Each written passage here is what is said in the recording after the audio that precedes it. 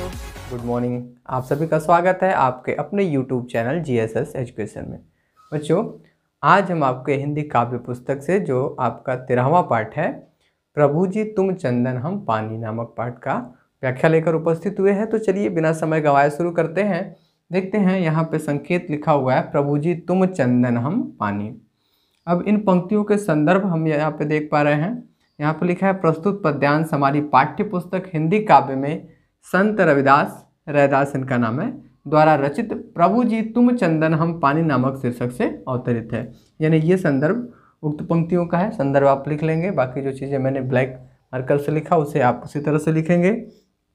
प्रसंग में क्या है, इन पंक्तियों में रविदास जी ने अपनी जो ईश्वर के प्रति भक्ति है उस भक्ति भावना का यहाँ पे वर्णन किया है। तो वो चीज़ें यहाँ पे है। उक्त पंक्तियों में रविदास जी ने ईश्वर के प्रति अपने अनन्य भक्ति का वर्णन किया है। उन्होंने ये दर्शाया है कि मेरी जो ईश्वर से भक्ति है वो किस प्रकार है, इन बातों का यहाँ पे उल्लेख उन्होंने किया है। व्याख्या हम देखने वाले हैं, उसके पहले काव्यगत सौंदर्य देख लेते हैं। काव्यगत सौंदर्य में रस हमारा भक्ति रस है, छंद चौपाई छंद है, अलंकार अनुप्रास अलंकार है। अब हम इसे देख लेते हैं, अनुप्रास अलंकार कहाँ है। पुस्तक में आप देखेंगे चितव चंद चकोरा, यहाँ च की पुनरावृत्ति है, यहाँ अनुप्रास अलंकार। अंग अंग, यहाँ अ की पुनरावृत्ति, तो यहाँ पे अनुप्रास अलंकार। अब गुण यहाँ पे प्रसाद है, भाषा आपका ब्रज भाषा है। आइए इन पंक्तियों में कुछ शब्दों के अर्थों को हम जानते हैं। देखिए, जैसे आप जानते हैं चंदन का अर्थ आपको पता ही है। बास का अर्थ होता है सुगंध, सुगंध से होता है बास सुगंध। समानी का मतलब समाया हुआ। घन का अर्थात बादल, और वन मने उपवन बगीचा, मोरा मने मोर, चितवत मने देखना, चंद मने चंद्रमा, चकोरा मने पपीहा पक्षी जो होता है चकोर पक्षी, उसे चकोरा कहते हैं। दीपक बाती आप जानते ही हैं। ज्योति, ज्योति का मतलब ज्योति प्रकाश। बरय का अर्थात जलना से, दिन राति मने दिन रात। निचले वाली पंक्ति में आप देखेंगे सोनही, सोनही मतलब सोना से है। फिर लास्ट में आप देख रहे हैं दासा, दासा का मतलब होता है सेवक भी होता है, नौकर भी होता है, दास भी होता है। रैदासा उनका नाम है। ये रहा कुछ शब्दों के अर्थ। अब हम देखते हैं इन पदों की व्याख्या। इन पदों में रैदास जी क्या कह रहे हैं, ईश्वर की भक्ति हुए करते हुए कहते हैं। सबसे पहले तो ये बात हम आपको बता दें कि रैदास जी जो हैं पूरी तरह से ईश्वर भक्ति में लीन है। वो एक सांसारिक जीवन जीते हुए जैसे एक आम आदमी जीवन जीता है, घर गृहस्थी के कामकाजों में लगे हुए भी वो पूर्णतया ईश्वर के समीप रहना चाहते हैं, ईश्वर की भक्ति में लीन रहना चाहते हैं। तो यहाँ पे वो कह रहे हैं, हे प्रभु जी मैं आपकी भक्ति में लग गया हूँ, लगा हुआ हूँ, और आप चंदन है मैं पानी हूँ। मतलब आप चंदन के जैसे हैं और मैं पानी के जैसा हूँ।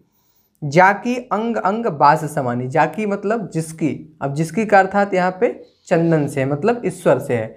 जाकी बास यानी जिसकी सुगंध मेरे अंग अंग में समा गया है, यानी आपकी भक्ति संपूर्ण रूप से मेरे हृदय में, मेरे शरीर में समाहित है।